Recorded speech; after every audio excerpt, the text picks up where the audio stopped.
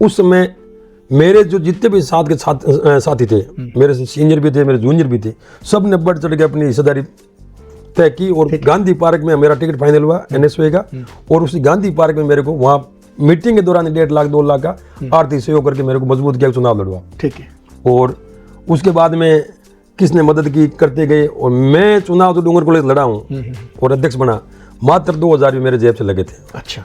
और मैं डूंगर कॉलेज अध्यक्ष बन, पूर्णतः राजनीति के प्लेटफॉर्म पे सब कुछ दांव पे लगा देना वो भी संभव नहीं है। अच्छी बात नहीं है। लेकिन आपने जो कहा ये लोग देखिए, मेरा अगर संपर्क है तो उनके भी संपर्क है जो मेरे से डर रहे हैं। ठीक है। और डर किस बात का है? हमेशा सहयोग होता है आदमी का। जब चुनाव लड़ते हैं टिकट मांगने वाले 20 आदमी होते हैं। एमएलए के चुनाव लड़ा, टिकट मांगने 20 आदमी, एक को टिकट मिली, 19 को क्या कहेंगे पार्टी में सब लग के चुनाव लड़ाओ जीताओ। अगर आप डर रहे हो और आप डर के मेरे 19 को भगा रहे हो तो आप चुनाव कैसे जीतोगे? शिक्षा के क्षेत्र में अपने भाषण देते हैं लंबे लंबे। मैं मंच जब मंच मिलता है, माइक मिलता है, मैं ये कहता हूँ शिक्षा जरूरी है, बच्चों को पढ़ाओ, लड़कियों को पढ़ाओ, बेटियों को पढ़ाओ, बेटियों को आगे बढ़ाओ, बेटों को आगे बढ़ाओ। शिक्षा पे बहुत जोर देते हैं भाषण पे। और जब हमने धरातल पे देखा कि हमारे खुद के जो संस्थान जो बने पड़े हैं और उनके हालात ऐसे है कि वहाँ लड़का रह नहीं सकता, खाने की जगह नहीं है, नहाने की जगह नहीं है, टॉयलेट की जगह नहीं है, और पूरा एकदम खुला पड़ा है।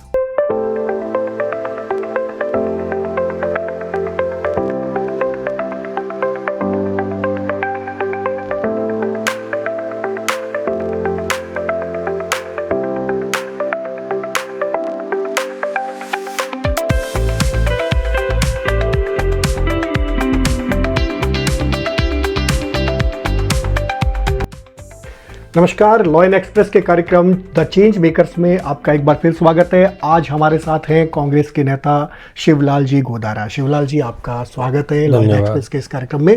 दरअसल शिवलाल जी, ये जो कार्यक्रम हमारा है वो चेंज मेकर्स के लिए है। समाज के ऐसे युवा नेता जिन्होंने राजनीतिक अपने क्षेत्र में कार्य करते हुए समाज में परिवर्तन लाए, उस तरह से आपने जिस तरह का काम किया है उस पर आज हम लॉ इन एक्सप्रेस के माध्यम से आपसे जानना चाहेंगे। तो इस कार्यक्रम में आपका स्वागत है। और आपके बारे में ऐसा कहा जाता है कि आप संघर्ष के पर्याय ऐसे नेता हैं जो अपने अभियान को पूर्णता तक पहुंचा करके सही जगह पर पहुंचा करके ही दम लेते हैं। तो राजनीति में आने की जो आपकी ये कहानी है, वैसे तो छात्र जीवन में लगभग 30 साल पहले से आप छात्र राजनीति में सक्रिय हो गए थे।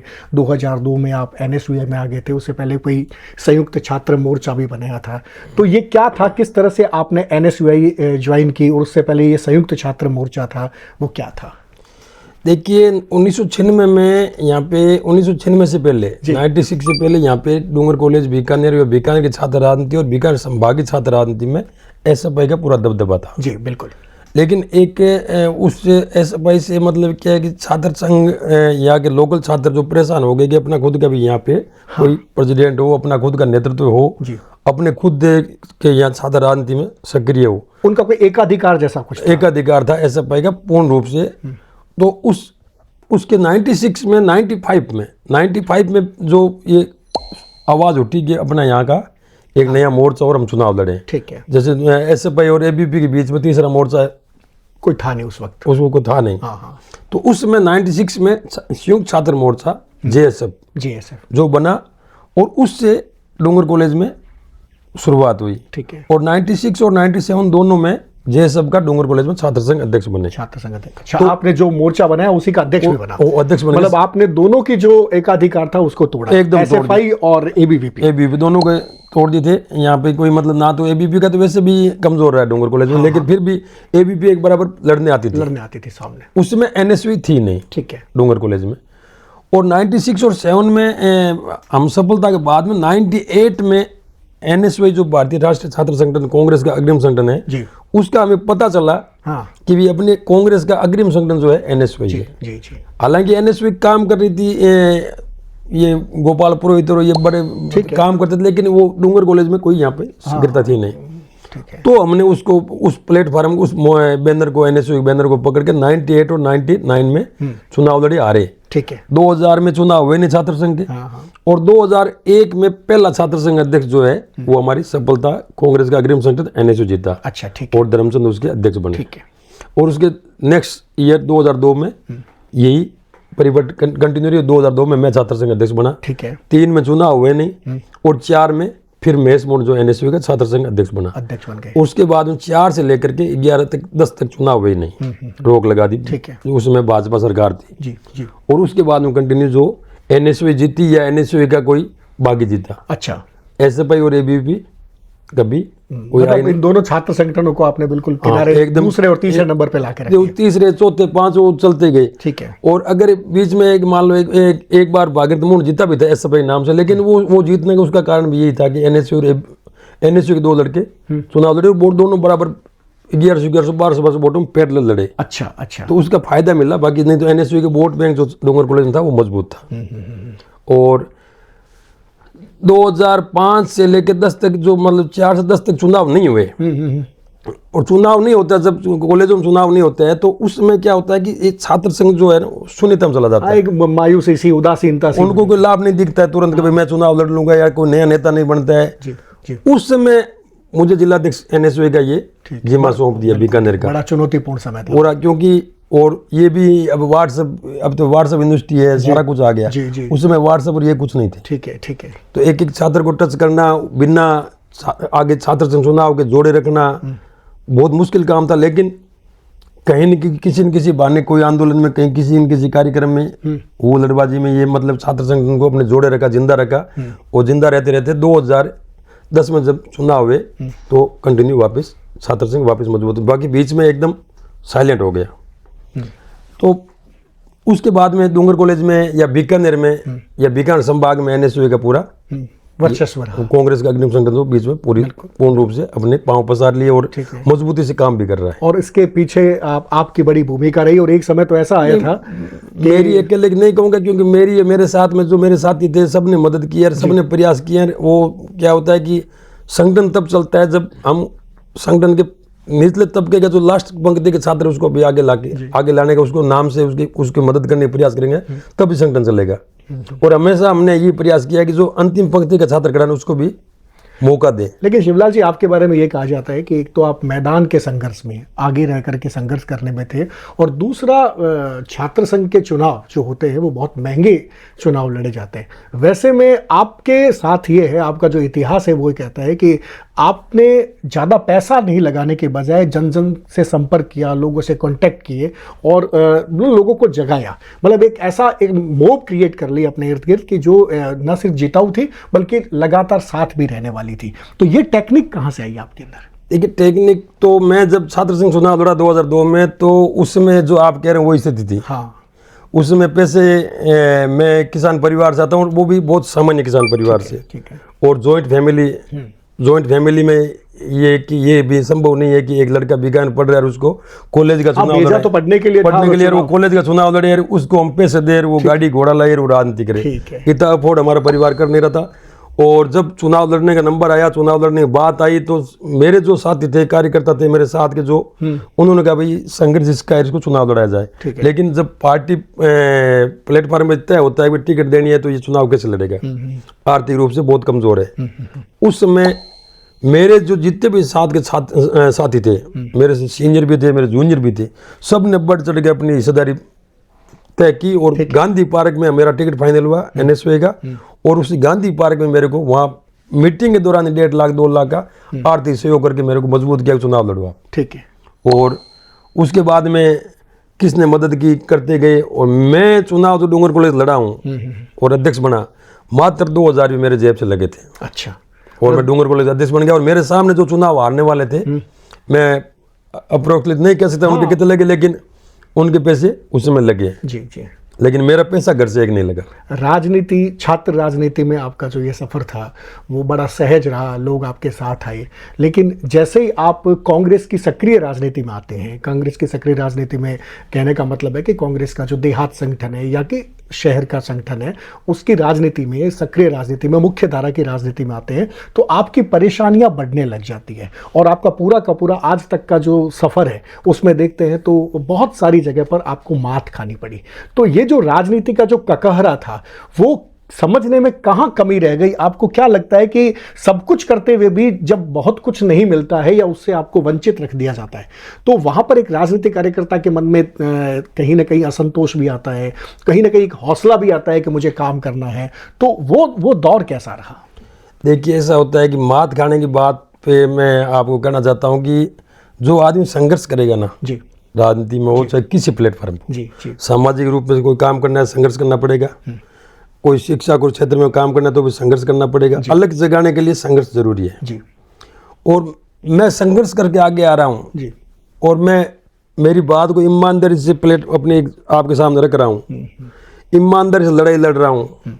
श्रेय का मुझे कोई वो नहीं है कि मैं श्रेय लूँ हर चीज़ का, वो भी मेरी महत्वाकांक्षा नहीं है। जी, और जब ये सारी चीज़ें किसी एक कार्यकर्ता में नेता में आएगी जी, तो पता नहीं जो बनाने वाला है या जिनको हम नेता मान रहे हैं जी, उनके मन में एक भय आता है। अच्छा, और वो भय उनको सताता है कि ये आदमी अगर यहाँ पे इसको ये आगे बढ़ रहा है तो ये अपना नुकसान कर देगा, नुकसान कर देगा, ठीक, क्योंकि वो खुद अपने आप को इतना कमजोर इतना ऐसा ही मानते हैं कि वो कहते हैं कि हमारी जो काम चल रहा है वो इन सबकी वैसा क्यों चल रहा है और इनको वैसा क्यों को अगर हमने मैदान में लाके खड़ा करते तो हम गिर जाएंगे। जी, जी, वो एक डर होता है, जी, वो डर मैंने कभी नहीं देखा। ठीक है, वो मैंने डर इसलिए नहीं, छात्र राजनीति में आज बीकानेर में मेरे जूनियर और मेरे साथी और मेरे सीनियर सारे कई बड़े बड़े पदों पे या बढ़िया व्यापार में या 20 राजनीति साल में का आपका इतिहास है, 30 साल का आपने काम, मैंने छात्र संघ अध्यक्ष बनाने में जयपुर की राजनीति यूनिवर्सिटी, आप यूनिवर्सिटी राजनीति देखो, जी, जी,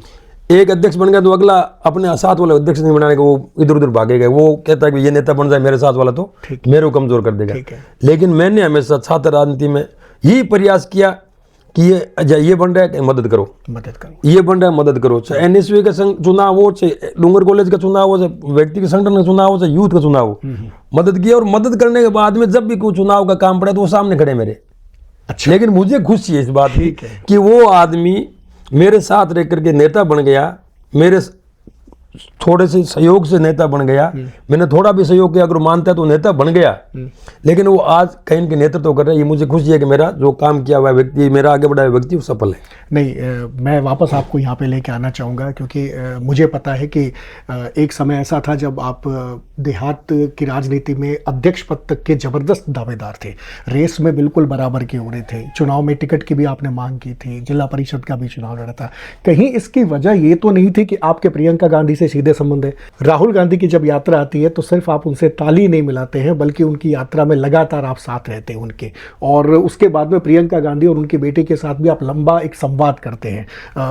अगर मैं गलत नहीं हूं तो धीरज गुर्जर जी जो आपके कभी पहले प्रदेशाध्यक्ष थे, उन्होंने आपका परिचय और करवाया। इधर हरियाणा की राजनीति में रणदीप सुरजेवाला के साथ आपके बहुत अच्छे रिलेशन हैं। इधर सचिन पायलट आपके साथ लंबे समय तक बातचीत करने के लिए कभी भी आपके साथ बात हो सकती है। गोविंद डोटासरा जी आपसे फीडबैक लेते हैं। तो कहीं ये जो क्योंकि स्थानीय राजनीति में ये चीज़ें बड़ी मानी रखती हैं कि ये व्यक्ति राहुल गांधी से सीधे संपर्क कैसे कर रहा है, ये इस व्यक्ति के प्रियंका से, क्योंकि खुशबू तो आती है, लोगों को ये पता तो चलता है कि ये व्यक्ति अगर कहीं जा रहा है तो कहाँ जा रहा है। कहीं इतने बड़े बड़े लोगों से मिलने की वजह से, या कि मैं इसको कहूँ राजनीति की भाषा में कि मिलने के अपराध की वजह से, तो आपको स्थानीय राजनीति में लोगों ने धकेलना शुरू नहीं किया? हो सकता है अगर उनके दिमाग में अगर ये अगर मैं तो नहीं कहूँगा, लेकिन अगर इनके दिमाग में ऐसी सोच है जी तो बहुत कमजोर आदमी है। हाँ, नहीं मैं क्योंकि आपके साथ ये सब चीज़ें जुड़ी हुई है, जिस तरह की आपके मतलब लोगों से चर्चा सुनते हैं तो आप देखिए, मेरे संपर्क के मेरे संघर्ष की पहचान है, वो मुझे जानते हैं जी जी कि ये अमुक व्यक्ति जो ये लड़का जो संघर्ष करके आ गया है जी जी, और सबको पता है कि इनके पास में गाड़ी घोड़ा सिस्टम वो भी नहीं है। हाँ, वो मेरी कमजोरी मान लो या नहीं, ये कमजोरी नहीं है, ये राजनीति में, या मैं चोर नहीं हूँ। हाँ, ये राजनीति में एक अच्छा पक्ष है कि आपने अभी तक ईश्वर ने मेरे को तो दिया नहीं। 2006 या 7 की जो आपके पास कार है वो अभी तक आपने उसको चेंज भी नहीं किया, शायद मॉडल चेंज भी नहीं किया। नहीं कर सकते। मेरी सोच ये कि नहीं चेंज नहीं किया। उस चेंज के पीछे भी मैंने सोच रखा है कि भाई एक गाड़ी आज चेंज करेंगे तो आज अपने अफोर्ड नहीं कर रहे हैं, ठीक है, तो कम से कम शिक्षा बच्चे परिवार में बच्चों को पढ़ा के आगे लाए, बच्चों को पढ़ा के आगे लाए, वो आ जाएगी। आप एक सफलता तो मिलेगी कम से कम। तो एक पूर्णतः राजनीतिक प्लेटफॉर्म पे सब कुछ दांव पे लगा देना वो भी संभव नहीं है, वो अच्छी बात भी नहीं है। लेकिन आपने जो कहा कि ये लोग, देखिए मेरा अगर संपर्क है तो उनके भी संपर्क है, ठीक है। जो मेरे से डर रहे हैं। ठीक है। और डर किस बात का है? हमेशा सहयोग होता है आदमी का। जी। जब चुनाव लड़ते हैं, जी।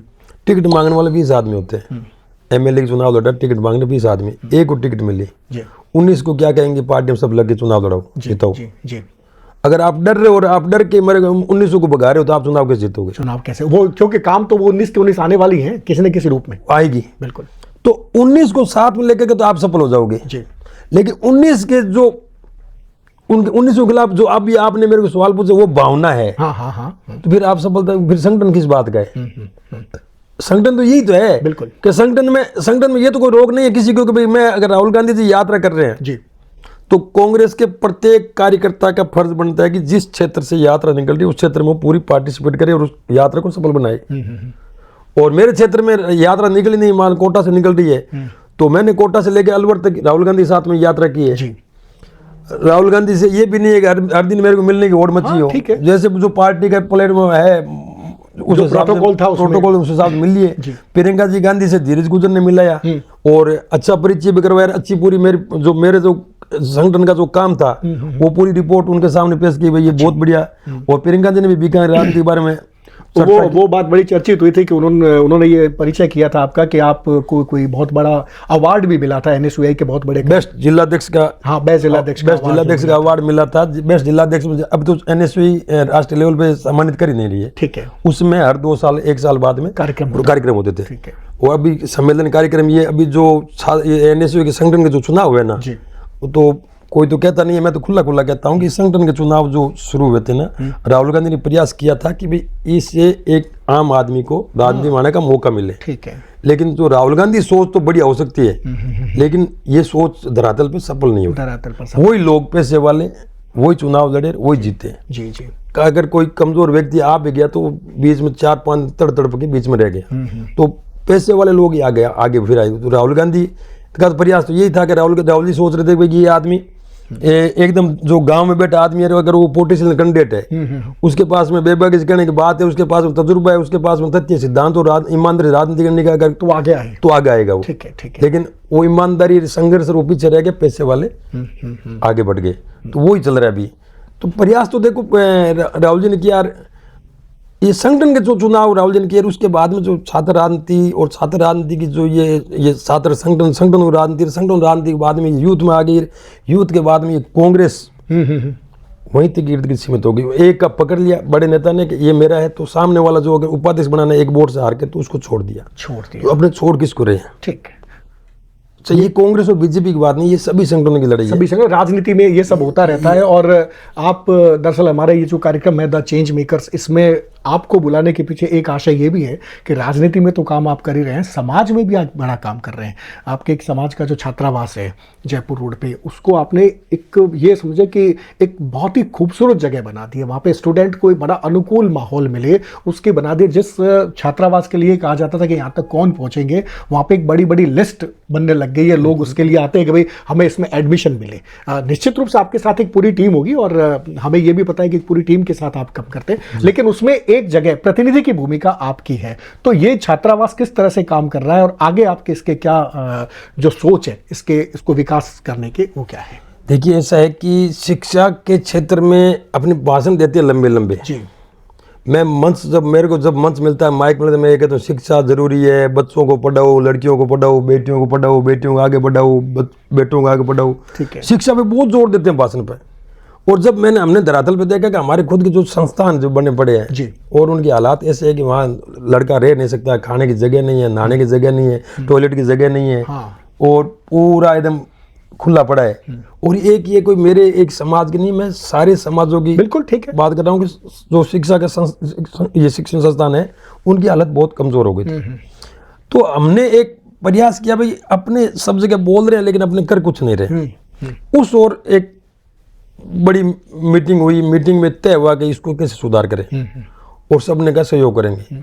और हकीकत में ये हुआ, जब अपने कोई चीज़ मतलब जो चीज़ पैसों से होनी है जी, और पैसे जब मेरे को नहीं मिल रहे तो मैं समाज के 5 बुजुर्गों के पास जाऊंगा कि आप ये प्रयास करें, आप ये प्रयास करें। और हमने भी ये किया, हमने समाज के बुजुर्ग जो हमारे जो है उन सबको कहा भाई इस चीज़ में आप सुधार कीजिए, हमारी आप साथ आइए, पैसे वाले व्यक्ति हम बता देंगे। बिल्कुल ठीक है। जो आर्थिक सहयोग भामा से आर्थिक सहयोग करें, उनका घर हम बता देंगे, बिल्कुल। आप हमारे साथ चल लीजिए, बाकी पैसे हम निकलवाएंगे। और समाज ने पैसा दिया? और खुल के, अच्छा, खुल के समाज ने पैसा दिया। आज 150 लड़के रह रहे हैं, 80 से लेकर के 150 तक की वेटिंग है।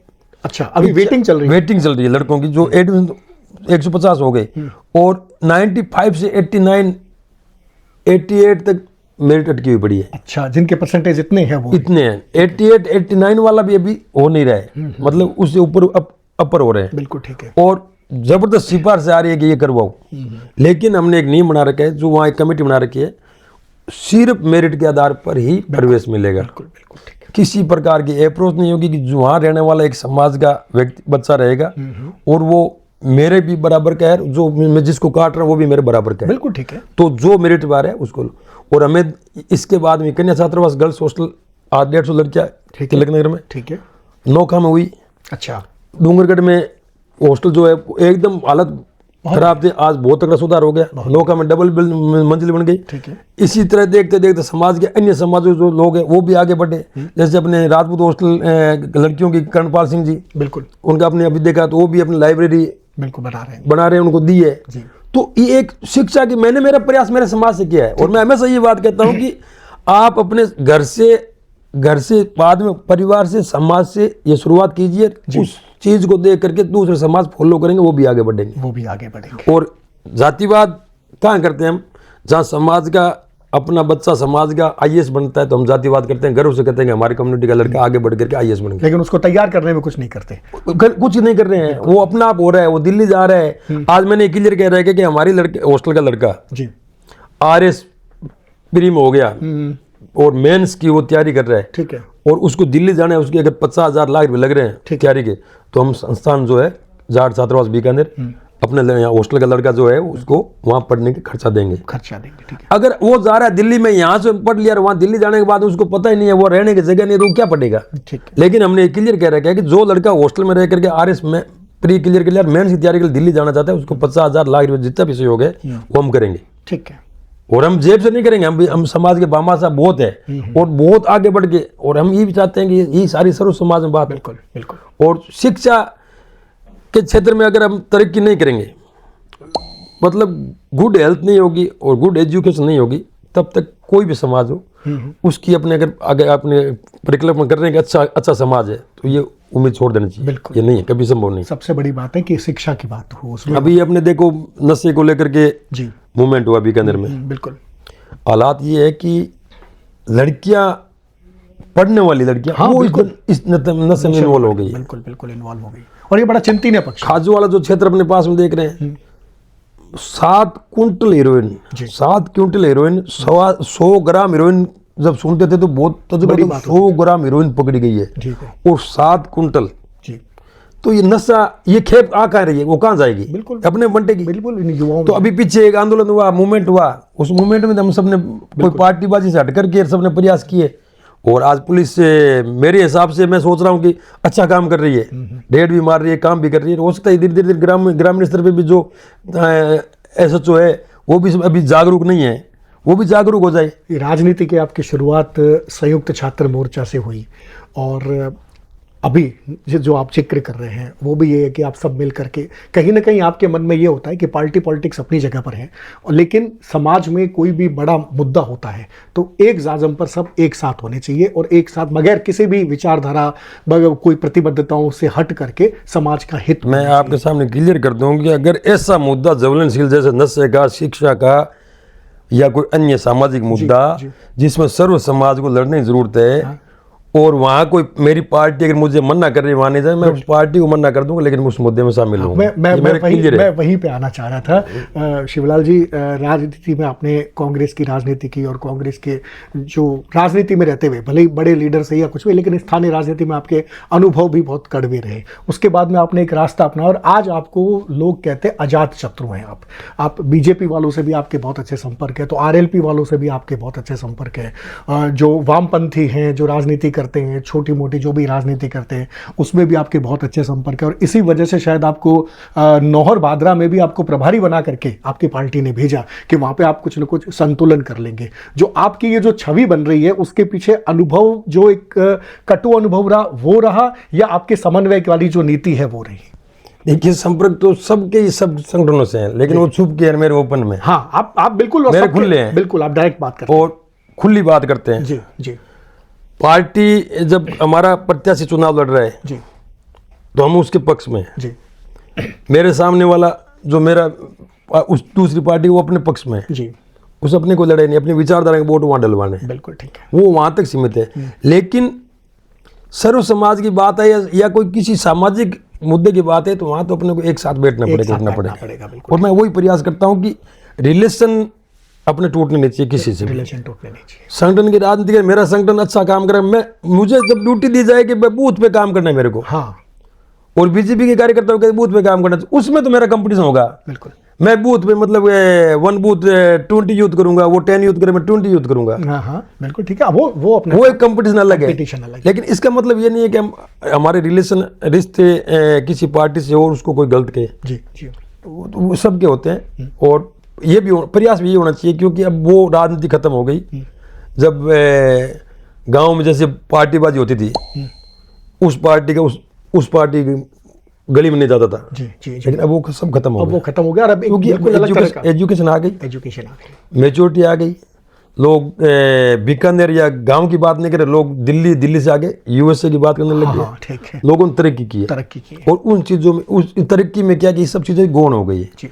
नेता आपस में लड़ रहे हैं। जैसे पहले बड़ी बड़ी अपने मूवी देखते थे, हिंदू मुस्लिम का दंगा ये करवाते फलाने, अब अपने सुनने में नहीं आता है। अब लोगों को समझ में आने लग गया, सब समझ में आ गया। हल्का फुल्का प्रयास करते, बहुत बड़े लेवल पे जाकर राजनीति घुमा फिरा के करते हैं, लेकिन वो सफल कहीं नहीं होता है। और होता भी है तो मीडिया उसको उजागर कर देते हैं, भाई ये कहानी है। बिल्कुल ठीक। और मीडिया अगर नहीं भी करे तो सोशल मीडिया बहुत हावी हो गई, तो सारी चीज़ें सामने आ गई।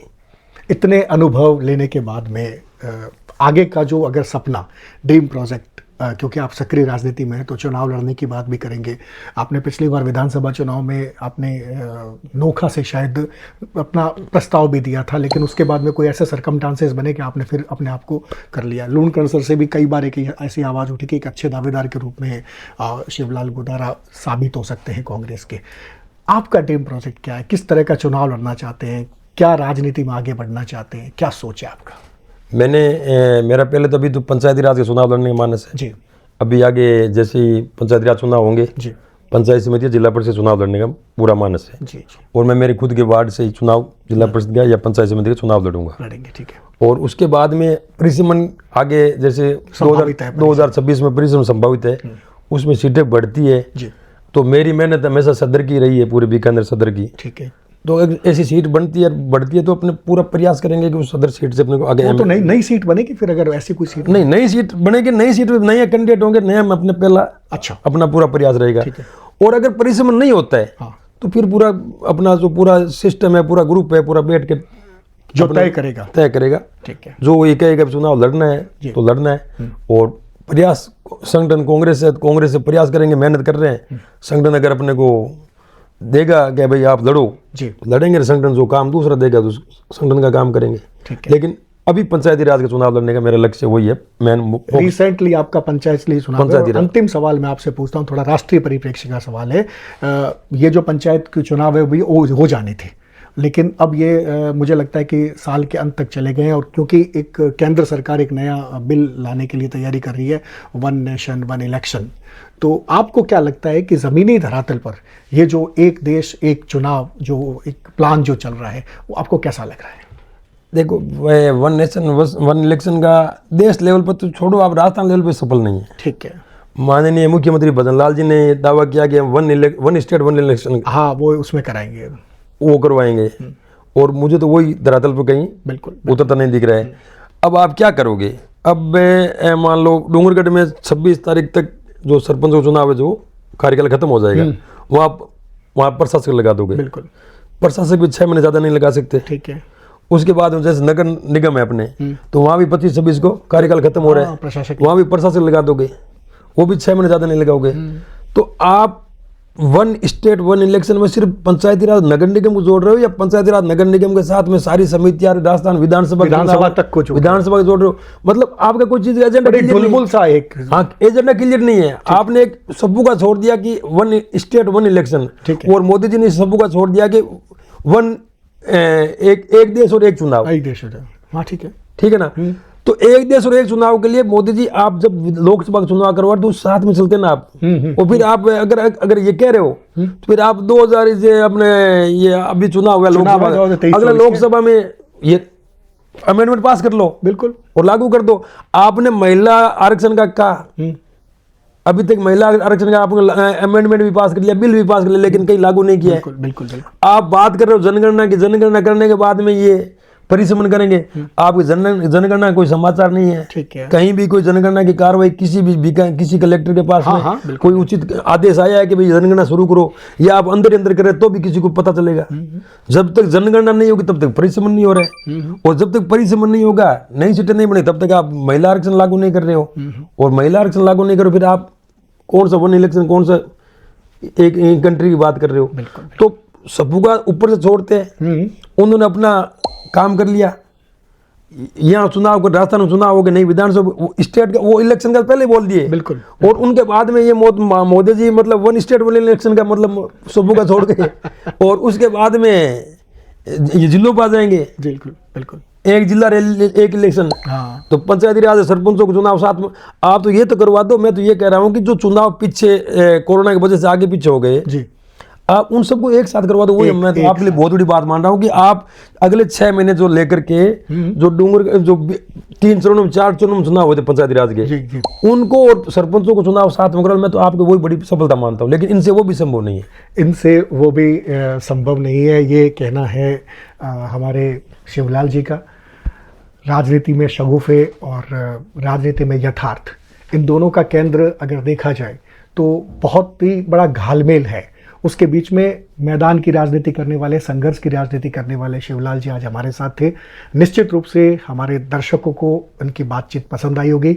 हम अगले ऐसे ही किसी कार्यक्रम में ऐसे ही चेंज मेकर से बात करेंगे। तब तक के लिए मैं आज्ञा दीजिए। थैंक यू शिवलाल जी। धन्यवाद भाई साहब।